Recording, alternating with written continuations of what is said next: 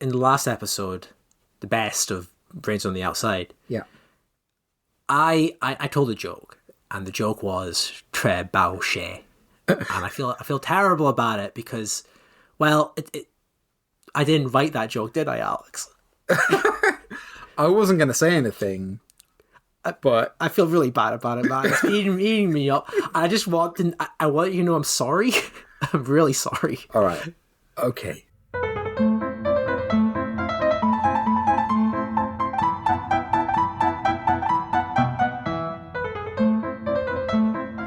Hello, Alex. Hello, Andrew. What is this? It's Brains on the Outside. What's Brains on the Outside? It's our weekly ideas podcast. Wow. I know. I hear it's actually the best weekly ideas business podcast in the world now. Certainly in the Northern Hemisphere, yeah. At least in the northeast of England. Maybe in this little tiny bit of Durham that we're in, yes. At least in the living room kitchen we are currently sitting in. It is the best. I mean, you've business just podcast. let people peek behind the curtain there. They now know that we're not in my mum's basement. Do you think that's an improvement, or have we gone downhill? Because the basement's actually pretty good. It is. I don't really want to talk about it.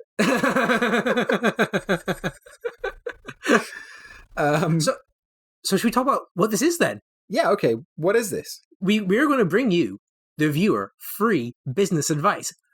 Ideas for businesses, services, products that you can take away and try and make a business out of. That sounds absolutely incredible. I'd hope so. I hope so too. I hope This is so. the fourth time we've done it. If you listen to this, though, and it gets you sort of thinking about other cool businesses, other ideas, is there a way that they can contact us? There absolutely is. We've got one of those Twitters. Twitters, Brains Outside. Indeed. And we also have one of those emails. I've heard about these, actually. Ours is brainsontheoutside@gmail.com. That's fabulous. Is it possible to also send us a pigeon? I would accept that. It's going to be difficult, though. They know a little bit about where we are right now, but if they get a pigeon to us, I will be pretty impressed. Okay, good. Shall we just get on with the show? Let's get right into it.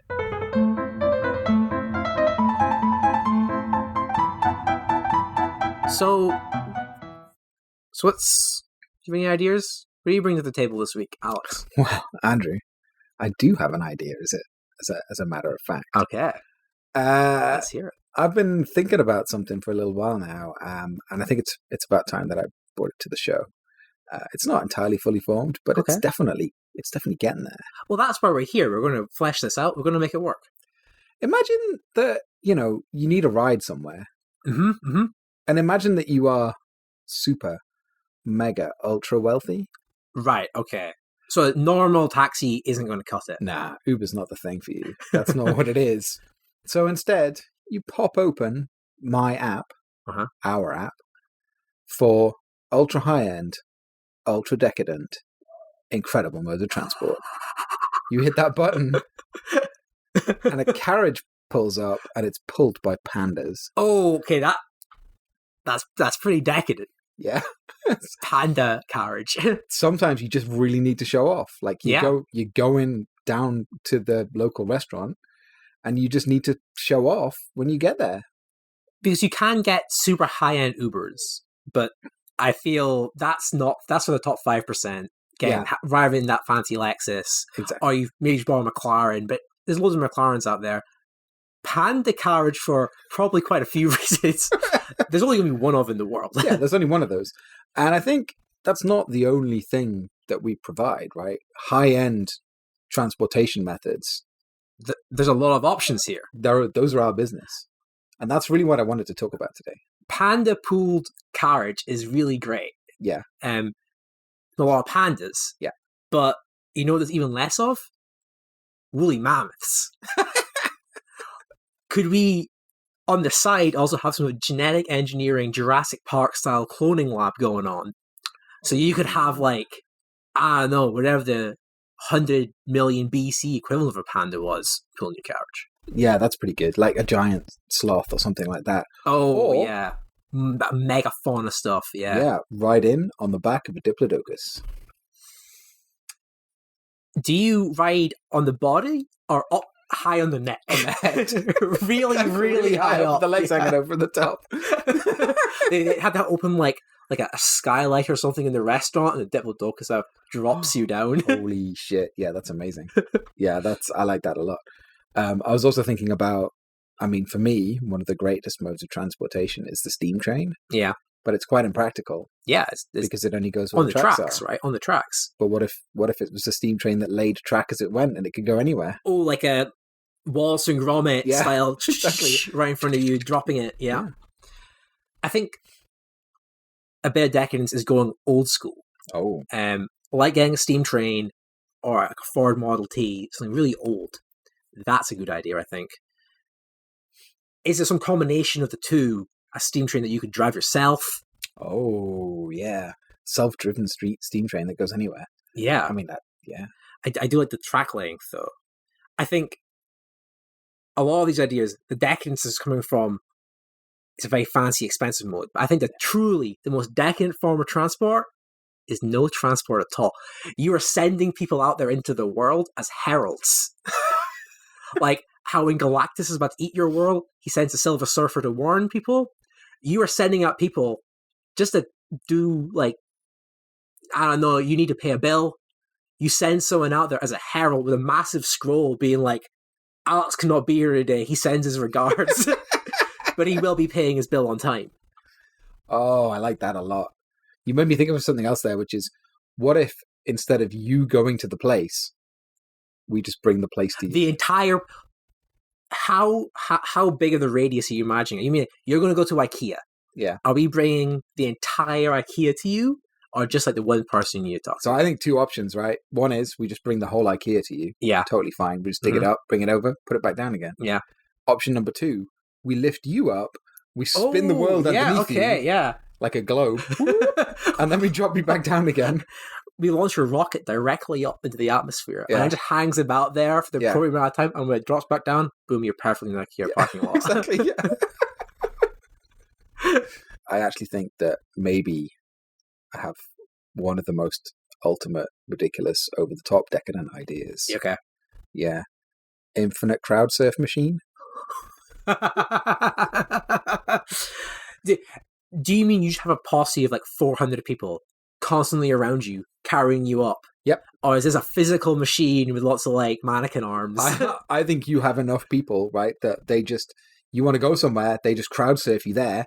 People at the back of the crowd surf, they get to like, sometimes they get to drop off and sleep, and then they get back on there. They get back on the front, and they just go round and round, just carrying you. You imagine this is covering such large distances. Yeah. The people are going to need to take naps at this. Exactly, yeah. Wow. Yeah, I mean, you want to go from here to London. I mean, that's going to be a few 300 days. miles. That's a few days. Yeah. Because a bit of decadence as well is you don't care it's going to take you 3 days because your crowd surf machine is just so good. Yeah. Just crowd surf the whole way. Could you unsink ships? Like, you should bring the Titanic back up. Oh. Because that'd be a pretty decadent way to travel.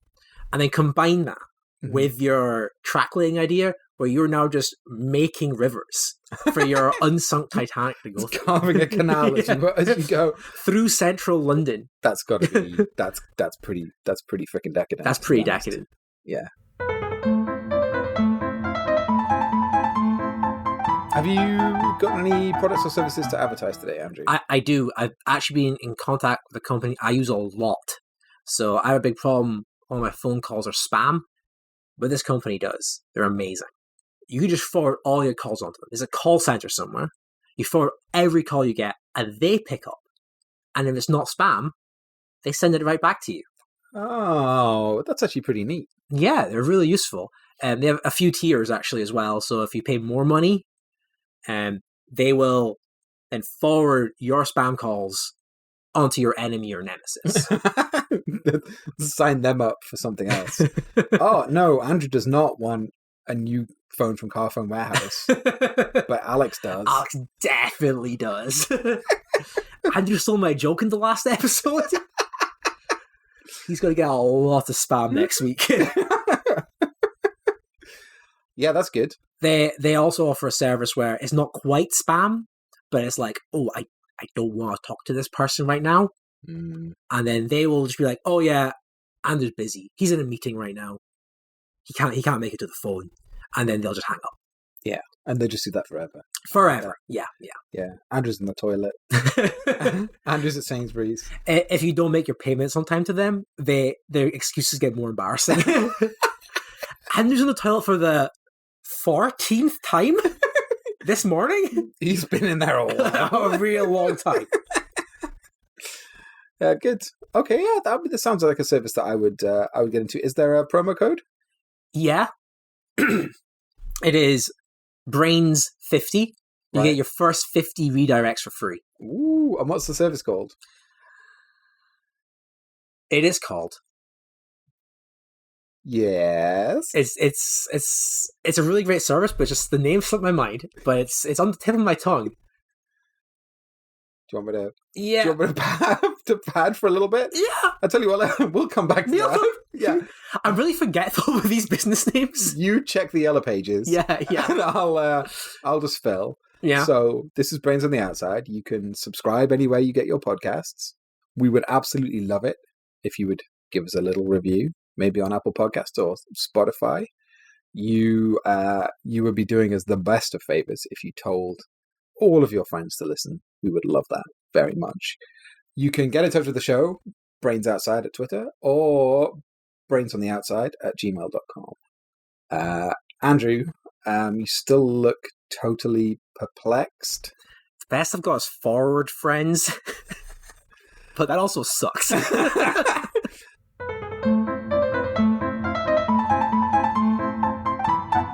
So, Alex, do we have any reader mail this week? I mean, as luck would have it, we actually do, Andrew. We do. We really do. Wow. Yeah. A young gentleman called Elliot. Oh. Has sent in one of his ideas. Oh, wow. For us. And I got to be honest, it's a good one. Is it pretty outside brainy? It's pretty outside brainy. Yeah. He's really thought about this, and it's pretty good. Well, I say he's really thought about it. I mean, it's basically 2 words. He sent us. And those words are breakfast crisps. Oh. Yeah. Okay.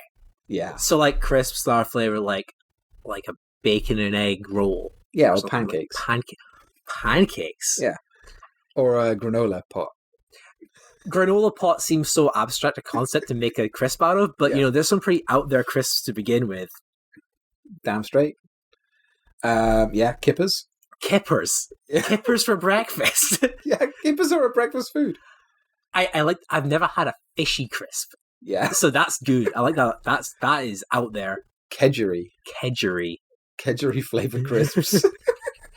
I mean, I'd be down. Like there's Cocoa Pops, Frosties. Oh man, yeah. Are you getting into cereal? Yeah. Do you have like half the crisps are flavored like milk and half the crisps are flavored like the stuff you put in the milk? I mean, that's actually sounds really good. Because like then every bite is also really crunchy as well. It's not like you've got soggy cereal in there. Can we sell them separately? Yeah. And it's still societal norms you eat them in a bowl. With a spoon. Yeah. I think it's a great idea, Elliot. I mean, I would invest in this idea. It also made me think of a different thing, which is the opposite of that, which is like any meal that isn't breakfast cereal. As a cereal. So, but if you think about it, instead of milk, you'd have gravy. Little chunks of like pork, potatoes, some tiny little carrots, like floating in it. Pork scratchings in a bowl of gravy that you eat with a spoon. Soup is almost there. Soup is almost that. Soup is almost there, but it's not. Big Soup hasn't been forward thinking enough to actually chuck a whole chicken leg in there. Yeah. I mean, I was thinking like it would just be like crunchy, crispy, like cereal type bits, but just dried. Oh wow! And you'd buy it in a box. Oh, it comes in a cereal box. It comes in a cereal box. And then you just as you would with milk, you just buy your own gravy and just add that. Oh wow! Yeah, that fits really well.